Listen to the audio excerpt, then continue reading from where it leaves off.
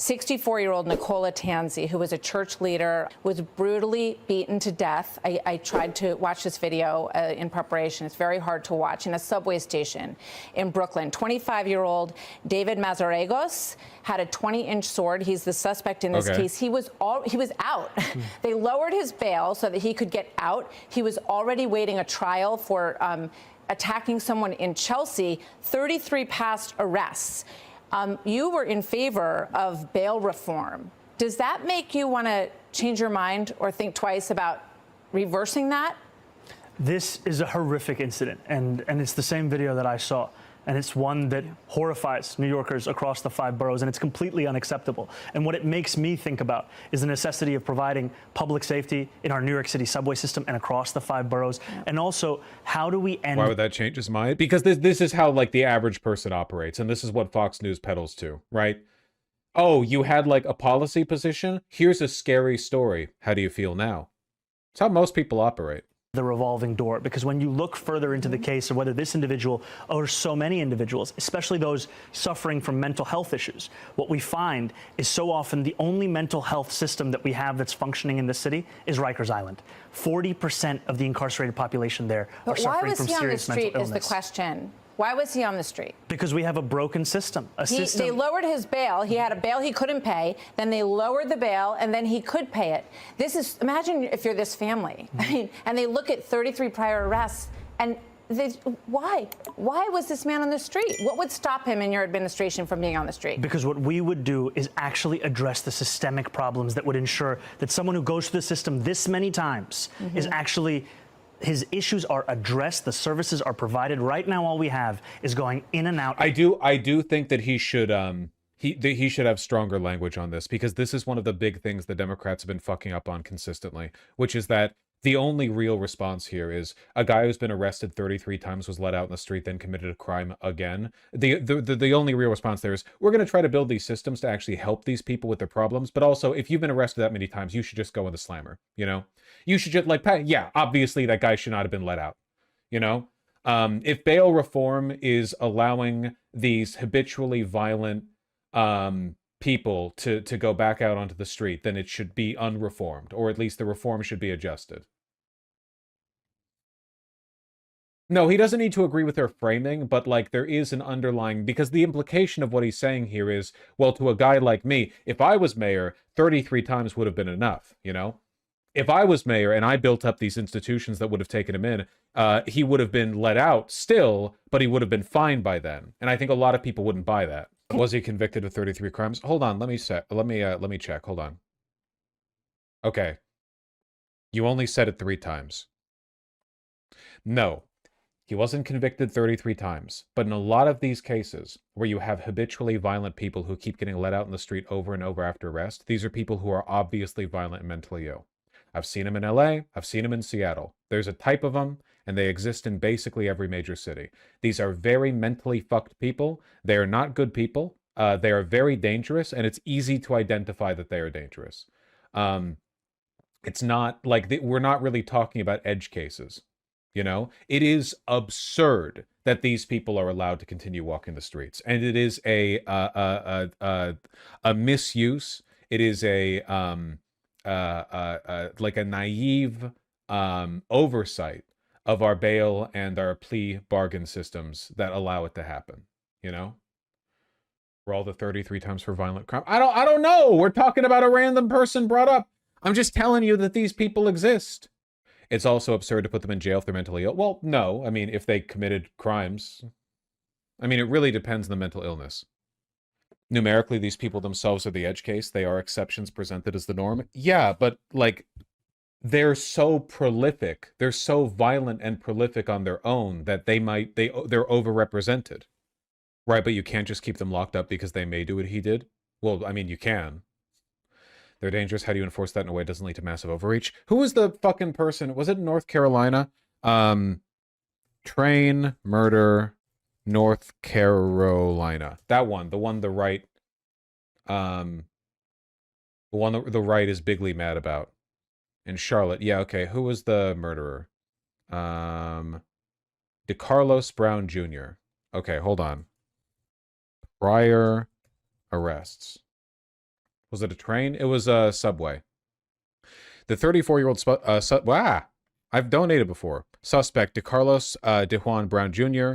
Had been arrested 14 times in Mecklenburg County, North Carolina before the stabbing, with criminal charges dating back to 2007. On April 11th, 2014, he was convicted of breaking and entering. While on probation, he was arrested for armed robbery and possession of a firearm by a felon. I don't know how the fuck you do an armed robbery when you're on probation, and that's not like 30 years in jail. That's insane.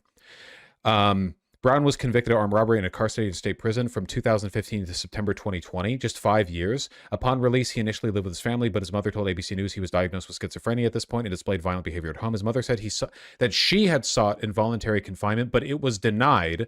The AP reported that involuntary commitments are difficult to obtain unless a court finds the person to be dangerous, which he obviously was. North Carolina reduced the capacity of state hospitals. In the early 2000s, the average wait time for a psychiatric bed was 16 days in 2024. After Brown stopped taking psychiatric medication, his mother took him to a homeless shelter. In January 2015, he repeatedly called 911, not 911, about a man-made material inside him that was controlling his body. He was charged with misuse of 911 and released without bond.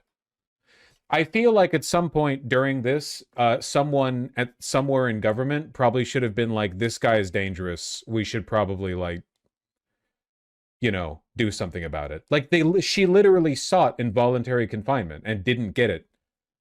That's crazy. Like, obviously, this guy should have been confined. He's clearly a danger to himself and others. And then he murdered a woman. I want to know more about the other arrests. Like, they only list the notable ones here. Anyway, I guess the point that I'm trying to make is that I think that, like, there is a point where you have to put your foot down and say, like, yeah, people this dangerous just shouldn't be allowed out in the street, obviously. You know, you can do whatever you want. You can arrest them, you can do involuntary confinement, but, you know. The Seattle stabbing guy, the one that we talked about a couple of times because he's the go-to example that I think of because he was like a recent example, in my mind, he had like 50 prior arrests or something. Yeah, this fucking guy. Roland Lee. Roland Lee, 37, appeared in court Wednesday where he made an outburst declaring, quote, "I stand with Israel united in Christ." Okay, well, I didn't know that about him. So, there you go. Dangerous Zionist militants. Look at this. Seattle mass stabbing suspect charge has 9 felonies in last decade. Felonies! Convictions! How are you on the street? Yes, Vaush, these people need help. Yeah, no shit, but they shouldn't be on the street. Obviously, they shouldn't be on the street. Lee is tied to several other stabbings that occurred in the area a day prior. That's the same spree. Republicans act like it's a Democrat-caused problem, though. I think that it's... I think to an extent there's some truth to that. Because it's these, like, most big cities are run by Democrats, and it is often like leniency with regards to the specifics of charging and like habitual incarceration that cause it. I think a lot of the people who put forward these like rules with bond and bail and so on, they I don't know, they don't think of the worst case scenarios. It's not a Democrat problem, it's a Republican, it's an American problem. Republicans would be better. No, I think Republicans would actually probably permanently lock up the black man with 9 felonies in a decade. This is a relatively recent problem. Like, I mean, it didn't used to be this bad. I don't think I can agree with using arrest records for sentencing. What about conviction records? The average jail stay in NYC has increased by 136% over the past 2 decades, from 44 days to 104 days. There's a reason they are letting people out on bail. Yeah, I mean, that's probably a huge part of it, though. You'd think people like this would be the highest priority. Either way, it's definitely city mismanagement for which Democrats are getting blamed, you know? I want to know more about that guy's prior felonies, but I'm not seeing anything in the news, and I don't want to go digging that hard. Louisiana and Missouri have twice and triple the murder rate per capita of Chicago. Why aren't they deploying troops there? Why are you acting that I'm a Republican? Why are you, what are you implying when you say that? I've made that point. I'm just saying, I've made that argument. I don't understand what the implication is. Why the fuck can't I find anything about this guy's prior record? This is so frustrating. You did say Republicans would be better at locking up violent offenders, as if they don't also let them get out on bail. I feel like, yes, Republicans are probably more likely to indefinitely lock up habitually violent black people. Yeah, that is probably true. You can take from that whatever you want, but that is probably, that I'm guessing that probably fits within their skill set. You know, if you Venn diagrammed all the things that they know and know how to do, check out the loop puncher. Dude literally just goes around downtown Chicago punching old ladies. Fucking based alert.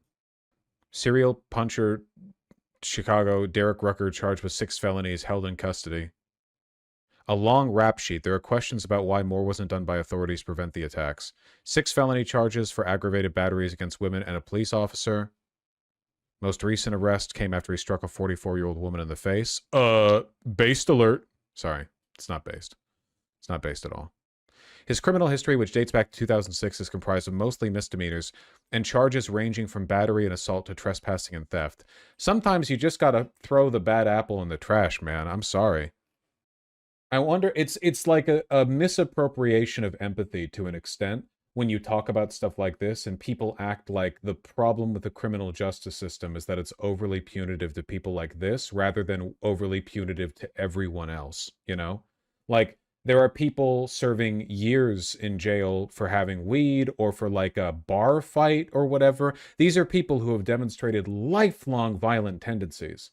Genuine question, what's the difference between what you're saying and Anna Kasparian's leaving the left crash out on crime? Well, I'm not leaving the left or having a crash out. What Anna Kasparian was saying about how overly lenient judges and prosecutors allow for this sort of thing to happen was correct. And I even talked with her in DMs about that. I asked her what her perspective... This was before she did the full leaving the left thing. But I DM'd her and asked her, like if she could explain her position to me a bit better because I didn't want to join in the public condemnation. And she explained it to me in a way that I thought was... I didn't agree with everything she said, but I think there's a nugget of truth in there, you know? But then she did a bunch of other stuff, and now she's fucking Happy Merchant posting, so, you know... That's what you can say. The police report in that case details Rucker spitting on the officer arresting him after he assaulted a 62-year-old man with a belt and stick, cutting his head. Police said at the time they charged him with a misdemeanor because they couldn't reach his victim. What? He was arrested at 1 o'clock and then approved a misdemeanor charge at 6 o'clock that night? They didn't even look?